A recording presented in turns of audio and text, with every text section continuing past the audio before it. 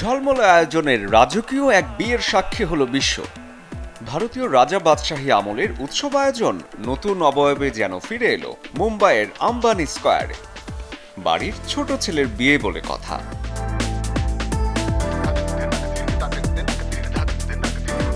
বলিউড আর Hollywood মিলেমিশে যেন একাকার আম্বানি পুত্রের বিয়েতে।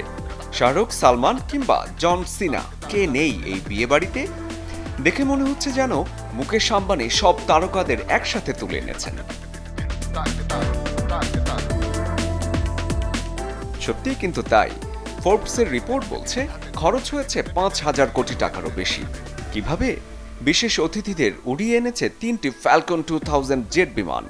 আমন্ত্রিতদের জন্য ছিল শখানেক ব্যক্তিগত বিমানও, যেগুলোর প্রতি ঘন্টার ভাড়া ৭ লক্ষ টাকার ওপরে।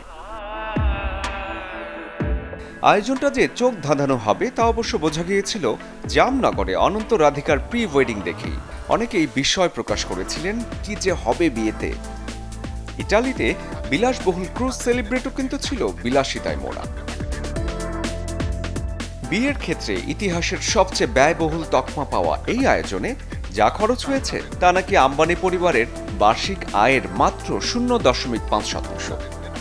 মেয়ে ঈশার বিয়েতে অবশ্য এত টাকা খরচ করেনি মুকেশ আম্বানি। বন্ধুত্ব বদলে দাম্পত্যের গল্পের শেষ কিন্তু এখানেই নয়।